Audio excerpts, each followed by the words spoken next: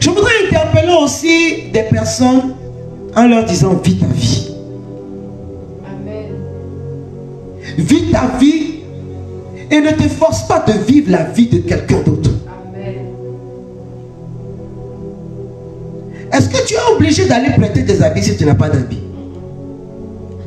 Tu n'en as pas, tu n'en as pas. Mais on prête les habits jusqu'à on prête perruque.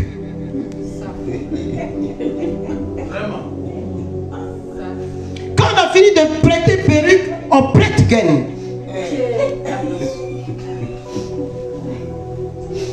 Mais si tu estimes que en faisant genre, tu te présentes aux gens comme quelqu'un qui a tout, mais quand les gens vont te poser des problèmes, ils vont t'attaquer parce qu'ils estiment que toi tu en as.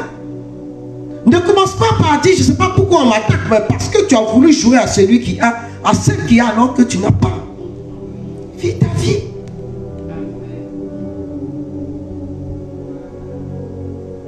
Et des fois tu vas trouver, il y a des fois des scandales où tu as deux amis, une qui a prêté à l'autre. Pendant que l'autre est en train de manger, elle regarde l'autre pour être sûre que la nourriture ne va pas tomber sur son habit. Toi-même tu es coincé, puis elle est là à côté, elle te dit, il faut faire attention à mon habit. Hein. Mon habit là, j'ai payé ça cher. Un habit, j'ai payé cher là. Toi tu prends, tu te promènes avec comme ça. Ah, on peut se coincer comme ça.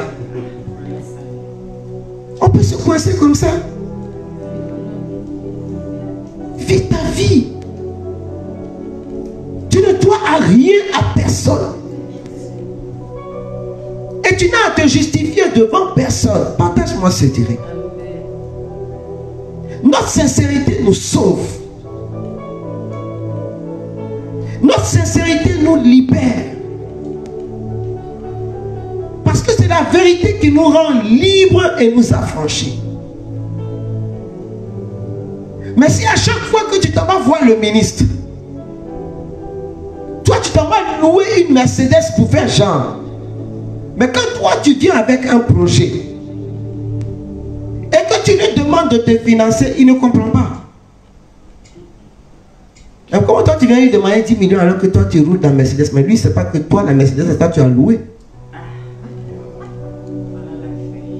Il sait pas que tu as loué. Et on se trouve dans des engrenages où on ne s'en sort pas. Et après on devient des aigris. On en veut à Dieu, on en veut aux hommes, parce qu'en réalité, on a voulu vivre une vie qui n'était pas la nôtre. Et certaines personnes se trouvent entêtées, parce qu'ils ont voulu vivre une autre vie.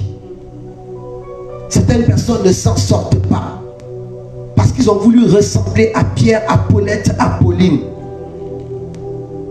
Bien-aimé, c'est dans la sincérité de ton cœur que Dieu vient à ton secours. Imagine quelqu'un qui est paralysé et vers qui le Seigneur vient, ou le médecin, lui il est le médecin par excellence. Pour lui dire que veux-tu que je fasse pour toi, et tu dis non, non, ça va, je vais bien. Mais tu vas rester dans cet état pendant toute ta vie. Pendant toute ta vie. Quand on lit le livre d'Isaïe en Isaïe chapitre 6, on dit que Isaïe a eu une vision du ciel.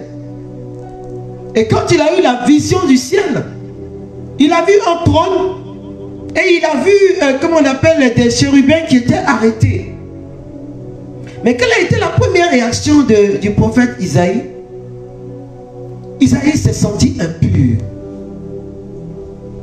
Isaïe s'est senti impur.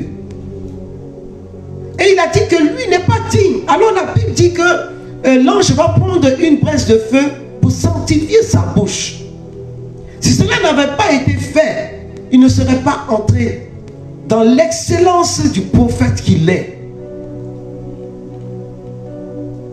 Il y a des personnes qui servent le Seigneur, mais qui luttent contre ce qu'on pourrait appeler des péchés mignons, même si les péchés ne sont pas mignons, contre des infirmités. Mais ils sont comme dans des prisons où ils ne peuvent pas parler aux gens.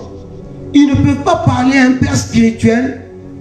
Et ils vivent comme si tout allait bien.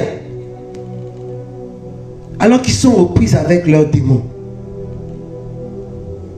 Mais sois sincère. Non seulement demande à Dieu de te libérer, mais va trouver un autre serviteur de Dieu. Prie pour que le Seigneur te montre, comme il en a fait pour Paul, lorsqu'il a voulu libérer le Paul de son passé, il a conduit Paul vers Ananie.